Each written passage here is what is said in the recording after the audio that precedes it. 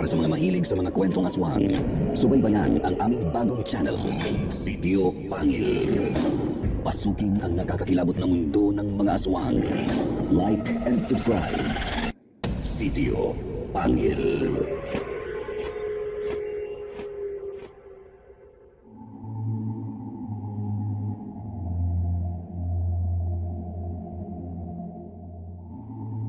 Congratulations sa inyong napakagandang channel, Sir Jupiter. Napakahusay ng inyong mga production, kaya nainganyo akong ipanala ang kwento ko. Kakaiba itong naging karanasan ko.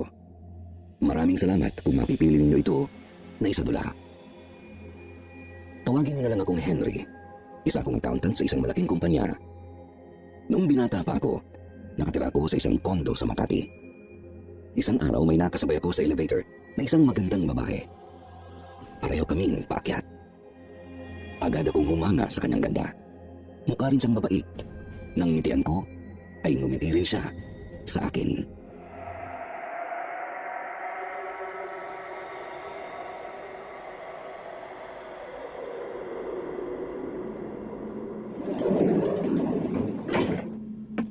Hi. Same floor pala tayo lalabas. Dito kayo nakatira? By the way, I'm Henry, Unit 802. Hi, ang Angel. Kakalipat ko lang sa 804. Kapitbahay pala tayo, Angel. Ang dami mong dala, tulungan na kita. Thank you. Thank you sa help, ha? Anytime. If you need anything, nandiyan lang ako.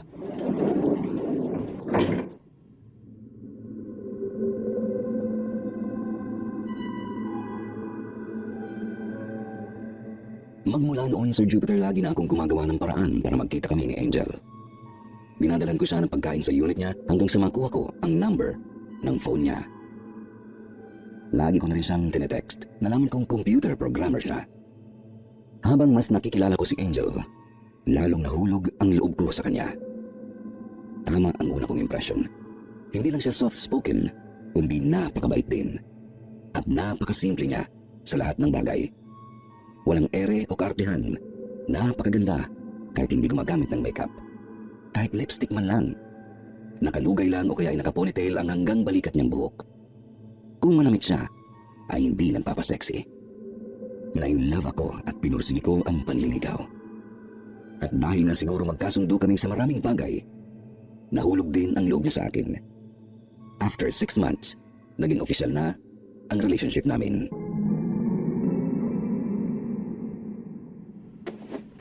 Talaga? Pumapayag ka na maging girlfriend ko? Oo na nga eh. Pangako, you can always count on me. Mamahalin kita, aalagaan at poprotektahan. Gagawin ko ang lahat para sa'yo.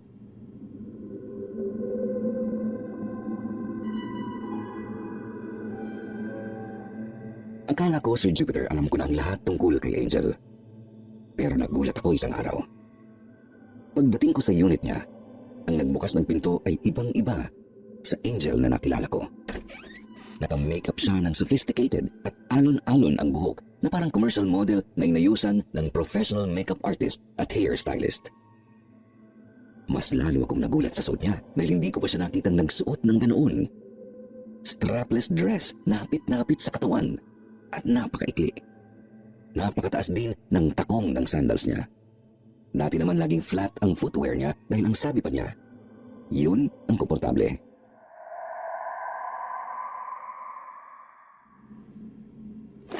Angel? No, I'm Jalay. Kambal kami. You must be Henry. Tuloy ka. Kambal? Hindi nabanggit ni Angel na may kakambal siya. Ganun talaga si Angel eh. In denial na may kakambal siya. Nice to meet you, Jelay. Si Angel ba nasa kwarto niya? Naku, kakaalis lang. Hindi niya nasabi na alis siya. May usapan kaming pupunta ako dito eh. Baka may binili lang. Babalik din agad. Upo ka muna. Mabuti nga at makakapagkwentuhan tayo. Okay.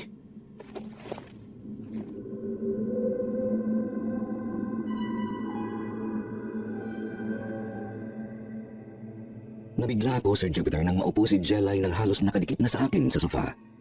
Pasimple akong umusog palayo pero umusog din siya ng palapit hanggang sa wala na akong maurungan. Nahiya naman akong tumayo at lumipat ng upuan.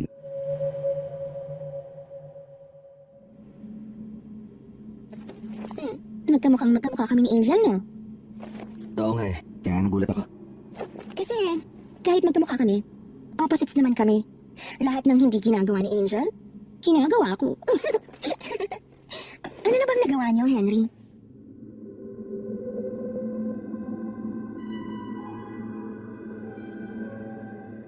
Nashock ako sa tanong niya, Sir Jupiter, at lalo na nang pumatong ang kamay niya sa hita ko.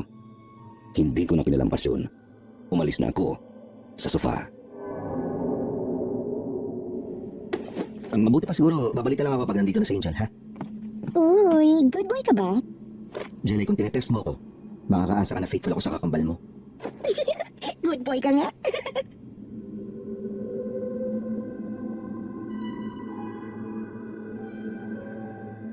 Umalis ako na puno ng mga katanungan, Sir Jupiter.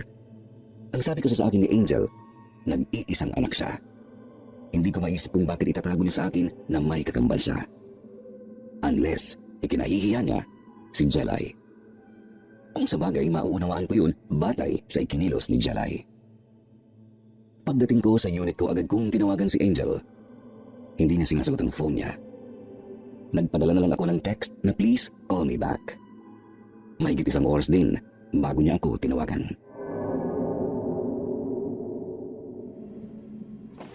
Hi, babe.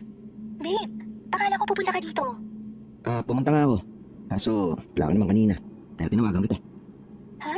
Hindi naman ako umalis Nakatulog lang ako. Sorry. Malalim siguro ang tulog ko kaya hindi kita narinig na kumatok. Nandiyan ka kanina? Sabi ni Jelly, umalis ka. Jelay? Sinong Jelay? Si Jelly, yung kakambal mo. Siya yung nagbukas ng pinto, kaya ayun, namit ko siya. Hindi mo naman nabanggit sa akin na may kakambal ka pala. Ha? Kakambal? Anong kakambal? Teka nga, bakit ba tayo sa po nag-uusap? Papunta na ako dyan yan. Babe?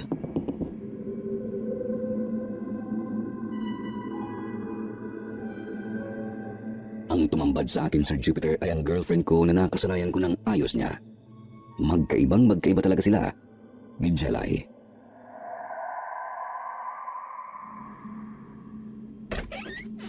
Hi, babe. Hi. Ano yung sinasabi mong kakambal ko? Siya yung napatuloy sa akin dito kanina. Sabi niya, umalis ka. Magkamukha nga kayo eh. Iba lang yung ayos tsaka yung pananamit niya. Naka-makeup siya, naka-heels, tsaka strapless yung damit niyang mini. Babe ha, pinaprank mo ba ako? Hindi no. Nakita at nakausap ko talaga siya. Alam mo, nagtaka nga ako dahil ang alam ko, only child ka, di ba? Wala ka na ikwento, may kakambal ka. Teka, baka ako naman yung pinaprank yung magkapatid. Babe, ayoko ng ganyang biro Wala akong kapatid at lalong wala akong kakambal. At nag-iisa lang ako dito sa unit. Nakatulog lang ako habang naghihintay sa'yo.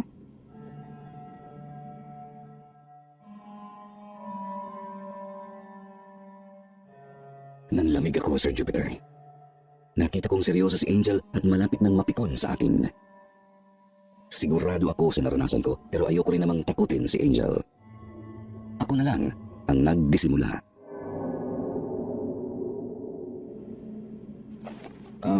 Kagigising ko lang din. Baka napanaginipan ko lang yun natin. Nakala kong totoo. Sorry. Naku babe, nakakanervyos ka naman Sorry na. Halika, kumain na lang tayo sa labas.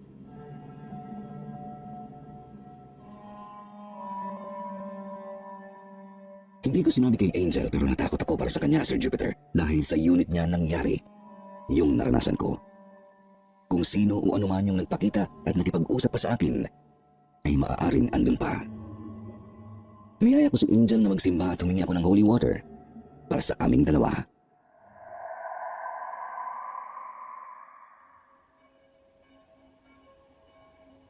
Babasbasan ko ang unit ko para hindi na ako managinip ng kung ano-ano. Mabuti pa nga. Babasbasan na rin natin yung unit mo. Sige.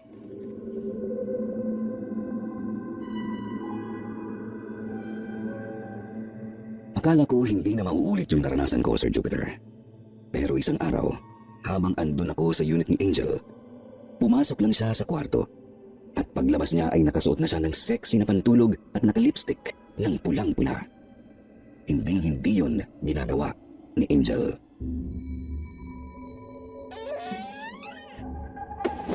Angel? Nakalimutan mo na ako agad? It's Jelay.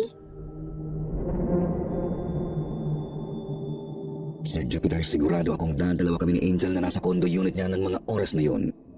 Unless, nakatago si Jelay sa kwarto ni Angel the whole time. Angel! Babe! Lumabas ka nga rito! Wala si Angel ngayon. Ako lang ang nandito. Nandito si Angel, kausap ko ngayon lang. Hinanap ko si Angel, Sir Jupiter. Maliit lang ang condo unit. Walang ibang pwedeng pagtaguan kundi kwarto o banyo. Wala nga siya roon. Nasa si Angel? Ano nangyayari? Anong ginawa mo kay Angel? Hindi mo pa rin gets. Ako rin si Angel. Share kami sa katawang to.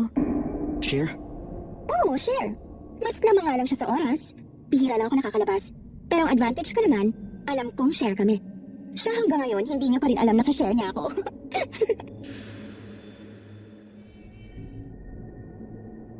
Doon lang ako naliwanagan, Sir Jupiter. Ang babaeng minamahal ko ay mayroon palang tinatawag na split personality. Mabuti na lang at marami na akong napanood na documentaries at nabasang mga libro tungkol doon. Jelay, ang ibig mo bang sabihin? Nakikita at naririnig mo rin ang lahat ng nakikita at naririnig ni Angel? Unfortunately not. Na-experience ko lang ang buhay kapag ganitong nakakalabas ako. Alam kong dalawa kami kasi nakikita ko ang mga gamit niya. Eh, paano hindi niya nakikita ang mga gamit mo? Sigurado magtataka siya kasi wala siyang mga gamit na ganun. Akong bumibili noon gamit ang pera niya. Akala niya nga nawawalan siya ng pera eh. Tsaka magaling ako magtago ng gamit. Doon ko nilalagay sa mga boxes sa ibabaw ng closet. Yung hindi niya nabubuksan. Lumalabas ka ng kondo ng nakaayos na tulad ng nakita ko? Oo, pero bihirang-bihira nga lang eh. Hindi ko nga mairampa yung style ko. Eh, paano sa work niya? Lumalabas ka kapag nasa work siya? O kapag kasama niya yung office mates siya? Eh, hindi ba sila nagtataka? Ay, hindi ako lumalabas doon. Corny doon. Tsaka, hindi ko naman alam gawin yung work niya. Baka mawalan pa kami ng trabaho. Eh di kawawa rin ako. Oo nga. Huwag mong gagawin yun. So, ngayong alam mo nang iisa lang naman kami ni Angel, pwede na rin kami mag-share sa'yo. Di ba? Jelay, wait. Si Angel ang girlfriend ko. Sabi mo nga, hindi niya alam na nandyan ka. Disrespectful sa kanya yung sinasabi mo. Sobra ka namang good boy. Nakakainis ka.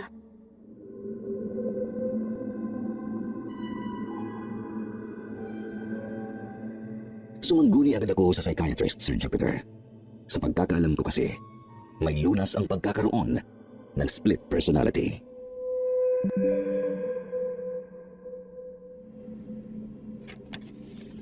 Tama ka, Henry.